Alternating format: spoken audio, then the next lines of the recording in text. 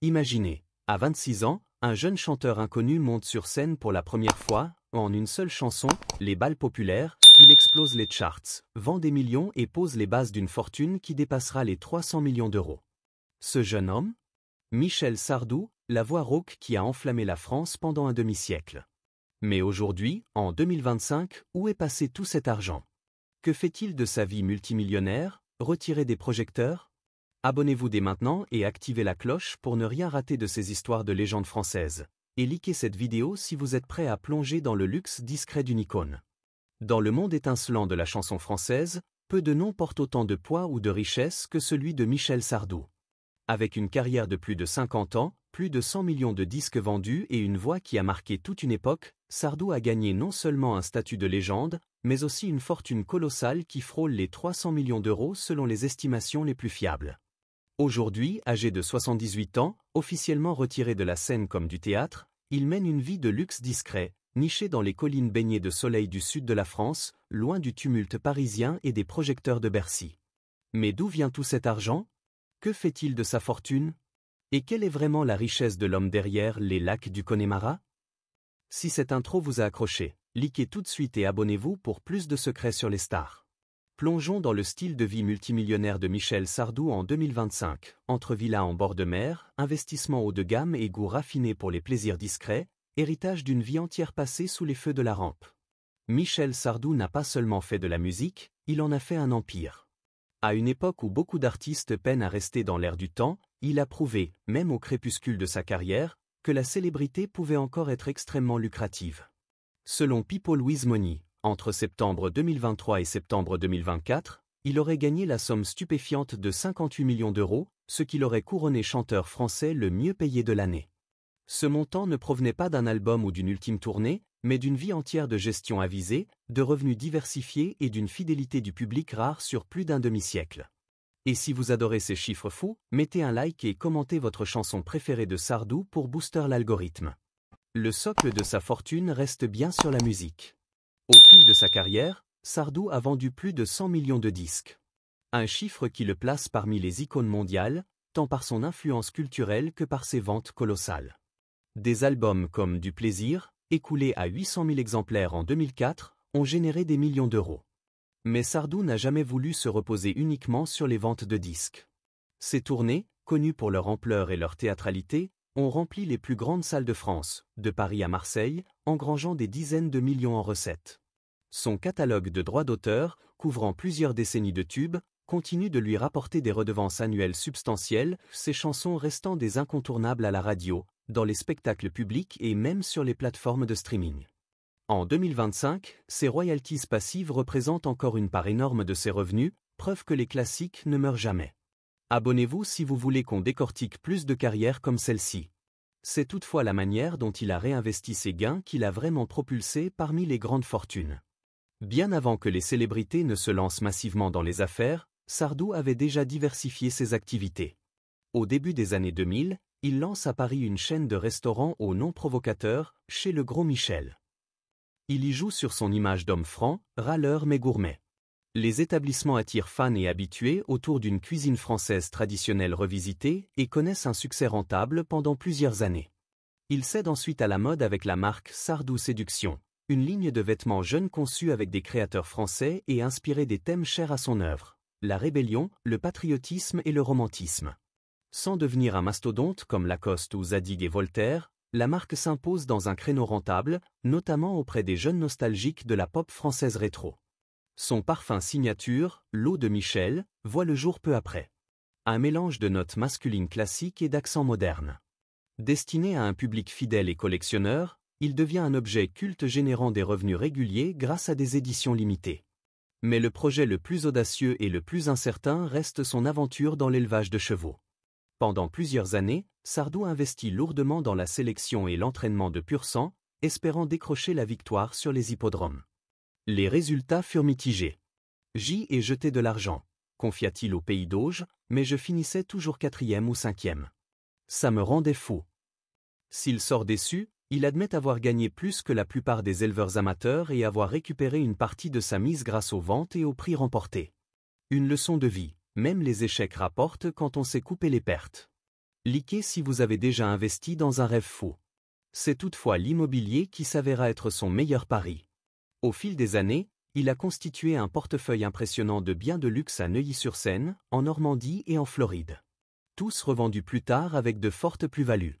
Parmi eux, sa villa floridienne, achetée à l'origine pour offrir à ses enfants une immersion linguistique, reste son coup de maître. À la revente, il la qualifie de meilleure affaire de ma vie, non seulement pour le prix obtenu, mais aussi pour la fiscalité américaine bien plus clémente. J'ai payé 5% d'impôts aux États-Unis contre 40% en France, expliquait-il. Et le fisc français n'a même pas sourcillé. En 2025, ces flips immobiliers ont gonflé sa fortune de manière exponentielle, prouvant que Sardou est un investisseur aussi malin que chanteur. Si ces astuces vous inspirent, abonnez-vous et partagez la vidéo. Pourtant, malgré ces chiffres vertigineux, Sardou est resté fidèle à son rapport détaché à l'argent. Ça n'a jamais été un moteur, a-t-il souvent répété. Pour lui, l'argent n'a jamais été la raison de chanter, d'écrire ou de rester sous les feux de la rampe. C'était simplement le résultat naturel d'un travail passionné et sincère. En coulisses, pourtant, Michel Sardou a toujours su tirer le meilleur parti de sa carrière. Il a évité la surexposition, gardé le contrôle de son catalogue, conservé les droits sur sa musique et négocié avec une redoutable fermeté face aux maisons de disques. Tandis que d'autres cherchaient à conquérir le monde, lui s'est concentré sur un seul territoire, la France. Un pays qu'il connaissait mieux que n'importe quel consultant international. Commentez ci-dessous si vous pensez que c'est la clé du succès durable. Si la discographie de Sardou retrace l'évolution de la musique française, alors son patrimoine immobilier raconte celle d'un homme en quête constante de refuge. Refuge contre le bruit, la célébrité et de plus en plus contre le chaos du monde moderne. Au début des années 2000, Sardou vivait dans un spectaculaire hôtel particulier à Neuilly-sur-Seine. Un de ces lieux discrets aux murs épais qui dissimulent un luxe inimaginable. À quelques minutes du centre de Paris, la maison s'étendait sur plus de 700 mètres carrés avec un jardin paysager de 1750 mètres carrés, une piscine intérieure aux baies vitrées ouvertes sur la verdure, une salle de sport privée, un studio d'enregistrement et même un home cinéma. C'est là qu'il composa une partie de ses albums français et du plaisir et qu'il vécut l'une des périodes les plus productives de sa fin de carrière musicale. Cette demeure lui offrait un sanctuaire non seulement contre la presse mais contre le monde tout entier. Mais au début des années 2010, lassé du trafic, des travaux et du climat politique parisien, il revend la propriété pour 18,8 millions d'euros. Comme l'a résumé son biographe Florent Baraco, Michel ne reste jamais longtemps au même endroit. Il s'ennuie. Il s'installe ensuite en Normandie dans un manoir du XVIe siècle près de Bénerville, dominant la Manche. Pendant près de 15 ans, Sardou y mène une vie de campagne apaisée entre balades à cheval, pluie battante et anonymat retrouvé. Il investit énormément dans le domaine, le transformant en un mélange somptueux de charme rustique et de confort moderne, et il lance même une exploitation d'élevage de pur sang ambitieuse. Mais l'entreprise finit par l'épuiser, tout comme le climat. J'ai adoré la Normandie, avoua-t-il, mais une année, il a plu 8 mois d'affilée. J'ai dit stop. Le manoir fut vendu à un ami à peine un jour après sa mise en vente. Avant cela, il y eut l'expérience américaine. Au début des années 2000, Sardou achète une villa en Floride, espérant que ses enfants y apprennent l'anglais. Située dans une résidence sécurisée près de la côte, la maison était spacieuse, lumineuse et radicalement différente de sa vie parisienne. Mais l'artiste réalise vite qu'il n'est pas fait pour la banlieue américaine. Je suis comme le poireau, pas exportable, plaisantait-il. Il revend la propriété qu'il qualifiera plus tard de meilleur coût financier de sa vie grâce à la fiscalité américaine avantageuse. Il n'a payé que 5% d'impôts sur la plus-value contre 40% en France. Vient ensuite le cas particulier de la maison de Megève, une somptueuse demeure de montagne que Sardou acheta, meubla et décora dans les moindres détails, sans jamais y habiter. Selon sa femme Anne-Marie Perrier, Michel a besoin de posséder de belles choses, même s'il ne s'en sert pas, mais dès qu'elles deviennent un fardeau, il s'en défait. La résidence fut revendue après quelques années à peine, pratiquement inutilisée. Mais de toutes ces maisons, aucune ne reflète mieux l'homme qu'il est devenu que sa dernière acquisition, une villa en pierre de 600 mètres carrés perchée sur les hauteurs de Bormes-les-Mimosas face à la Méditerranée. Achetée fin 2023 pour 6,3 millions d'euros avant rénovation, la propriété se situe dans l'enclave ultra-privée du Cap Bénin, un domaine sécurisé où réside notamment Luc Besson. La maison domine la mer, entourée de pins, de lavande et de silence. Selon Nice Matin, elle dispose de vastes terrasses ouvertes, d'une piscine isolée et d'intérieur minimaliste conçu pour le calme absolu. Les rénovations, menées presque entièrement par Anne-Marie Perrier, furent minutieuses. Agrandissement des pièces à vivre, lumière naturelle, salle de bain modernisée. Un décor que des proches décrivent comme un paradis monastique, à 1000 lieues du faste baroque de Neuilly. Sardou semble métamorphosé. Les habitants du village disent qu'il ne quitte guère sa propriété, sauf pour promener son chien recueilli ou sortir brièvement sur son bateau Cap Camara de 10 mètres amarré tout près. Il vit comme un moine, confie un voisin, mais avec du meilleur vin. Fini les années des limousines, tapis rouges et halls d'hôtels cernés de paparazzi. Il ne reste qu'un homme, une vue et le temps qui passe lentement. Comme il le disait aux Parisiens, « Je veux qu'on me foute la paix ». Et dans sa villa perchée sur la colline, son dernier refuge, il semble enfin avoir obtenu exactement cela. Si cette vie de rêve vous fait envie, likez et abonnez-vous pour plus d'histoires inspirantes. Le goût de Michel Sardou pour les voitures reflète le même mélange d'élégance et de détachement qui marque toute son existence. Il n'est pas ostentatoire, mais il apprécie la belle mécanique. Un temps, il possédait une Rolls-Royce Silver Shadow au pare-chocs chromé et moteur V8. La voiture, mise aux enchères en 2016, attira l'attention des fans et des collectionneurs. Sardou aurait résumé l'expérience de conduite en 2 mots, du plaisir. En 2025, Michel Sardou navigue désormais la côte de façon plus discrète à bord de son Cap Camara de 10 mètres propulsé par 2 moteurs de 350 chevaux, amarrés en toute sécurité en Méditerranée. Pas ostentatoire mais puissant, à l'image de l'homme lui-même.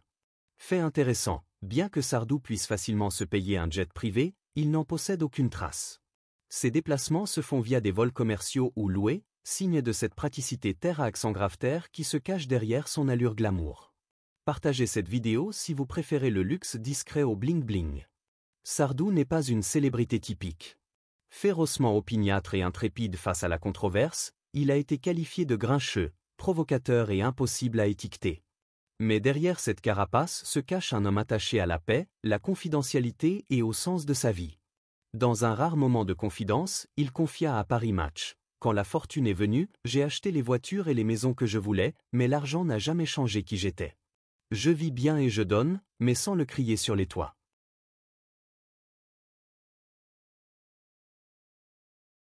D'ailleurs, Sardou avait déjà fait preuve de générosité discrète. Il avait donné 10 000 francs au Resto du Cœur à leur début, geste resté secret pendant des décennies. Je ne faisais pas ça pour les applaudissements, expliquait-il. Je le faisais parce que des gens avaient faim.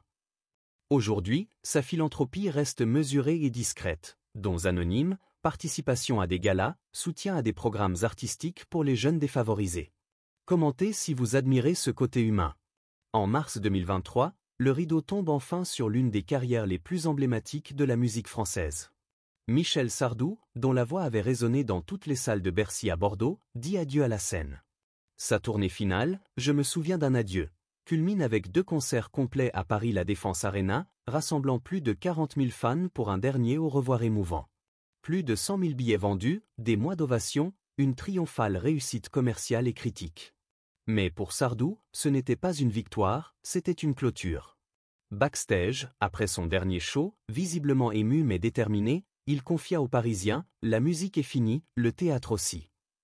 À 77 ans, Sardou n'a aucun désir de prolonger la gloire ou de courir après un rappel. Ce qu'il recherche désormais, c'est la paix, pas des vacances, mais un véritable retrait loin des interviews, des contrats et des attentes. Pour autant, il n'est pas inactif. Bien au contraire, Sardou s'adonne à ce que beaucoup qualifieraient de seconde vie, réflexion, solitude et beauté lente dans sa villa de Cap Bénin, perchée dans les collines de Bormes-les-Mimosas. Il commence ses journées tardivement, souvent plongé dans sa bibliothèque ensoleillée où plus de 2000 ouvrages rares l'attendent. Manuscrits originaux, biographies historiques et même une édition du XIXe siècle des Contemplations de Victor Hugo. Selon sa femme Anne-Marie Perrier, c'est la seule pièce qu'il ne vendrait ou ne changerait jamais. Il s'est aussi transformé en flâneur de la Riviera, régulièrement aperçu lors de promenades tranquilles avec Perrier et leurs caniches recueillies, sauvé d'un foyer maltraitant. Les habitants le décrivent comme un ours tranquille. Sardou, autrefois maître des ondes, chérit désormais l'anonymat de la routine. Course au marché local, déjeuner au café du port, soirée sur la terrasse à contempler le soleil fondre dans la mer. Il n'a pas abandonné l'écriture après le succès de son autobiographie « Je ne suis pas mort, je dors ». Certains murmures indiquent qu'il prépare un second volume plus introspectif, philosophique, abordant ses regrets personnels, ses batailles politiques et la version sans filtre de l'homme derrière le mythe. Interrogé directement, Sardou répond invariablement « Je veux juste qu'on me fiche la paix ». Malgré tout, son nom continue de flotter dans le paysage culturel. Des producteurs l'ont approché pour narrer des documentaires historiques, voire une série sur l'histoire de la pop française. Mais il a tout refusé. Les invitations à participer à des concerts hommages ou émissions rétrospectives ont subi le même sort. Michel a dit au revoir, confia un proche à Nice Matin, et il ne prononce jamais ces mots à la légère. Un chapitre définitivement clos reste son aventure dans l'élevage de chevaux. Un rêve qui a tourné au vinaigre. Pendant des années, Sardou investit massivement pour élever des pur-sangs en Normandie, espérant engendrer de futurs champions. Mais malgré quelques performances correctes, il n'atteint jamais le podium à la hauteur de sa musique. J'y ai jeté de l'argent, raconte-t-il dans une interview de 2023. Au final, je finissais toujours 4e ou 5e. Ce n'est pas moi. J'ai dit à mon entraîneur, si les prochains ne gagnent pas, on arrête. Ils n'ont pas gagné. Alors, on a arrêté. Les écuries sont vendues, les box vidées et le chanteur s'éloigne, frustré mais plus sage financièrement. C'est ce réalisme pragmatique qui a toujours gardé Michel Sardou ancré, notamment lorsqu'il s'agit d'argent. Alors que beaucoup de ses contemporains, y compris son ami proche Johnny Hallyday, optaient pour l'exil fiscal en Suisse, en Belgique ou à Gstaad, Sardou n'y a jamais pensé. Sa position reste aussi franche que toujours, on s'ennuie à mourir à Gstaad. Interrogé sur les impôts élevés en France, il répond avec humour pince sans rire. Dans une interview à propos de la vente de sa maison en Floride, il expliquait « Je l'ai vendue, payé 5% d'impôts aux États-Unis au lieu de 40% en France. Le fisc français n'a même pas bronché. Mais je ne bouge pas. Je suis comme le poireau, pas exportable. » Derrière le sarcasme se cache un patriotisme farouche, pas du théâtre, mais l'amour profond et à l'ancienne d'un pays qu'il n'a jamais cessé de chanter. Et si ces maisons ont été disséminées sur la carte, la boussole morale de Sardou a toujours pointé vers la France. Son biographe Florent Baraco note, il s'ennuie vite, il ne reste jamais longtemps au même endroit, mais où qu'il aille, ses racines sont toujours françaises. Sa vie a effectivement été marquée par un mouvement quasi permanent, Neuilly-sur-Seine, Normandie, Floride, Megève et aujourd'hui Bormes-les-Mimosas. Pas par agitation physique, mais parce que, comme il le chantait dans Sans fuir, et après, on veut toujours partir mais on se retrouve toujours avec soi-même. Aujourd'hui, dans son retrait final au bord de la mer, Sardou mène une vie à la fois riche et débarrassée de tout excès. Un bon livre, un chien fidèle, la voix d'Anne-Marie depuis la cuisine et la brise méditerranéenne. Il n'a besoin de rien de plus. Il n'en veut pas. Pour la première fois depuis des décennies, l'homme qui proclamait autrefois « Je vais t'aimer » à des millions d'auditeurs apprend à simplement aimer le silence. Alors, que signifie vraiment le luxe pour un homme comme Michel Sardou ? Ce n'est pas voyager en jet ou étaler sa richesse, c'est pouvoir s'éloigner quand les projecteurs vous appellent encore. C'est la fierté tranquille de payer ses impôts en France pendant que d'autres fuient à Gstaad. C'est bâtir une fortune sur des décennies, puis choisir de passer ses journées dans une villa face à la mer avec sa femme, son chien et ses livres, pas pour le spectacle, mais pour la paix. Alors, dites-nous, si vous aviez la fortune de Sardou, vivriez-vous comme un roi ou disparaîtriez-vous comme un poète ? Laissez un commentaire, mettez un like si vous êtes fan des légendes à l'ancienne, abonnez-vous pour ne pas rater la prochaine vidéo sur une autre icône française, et partagez cette histoire avec quelqu'un qui fredonne encore les lacs du Connemara. Merci d'avoir regardé, à bientôt.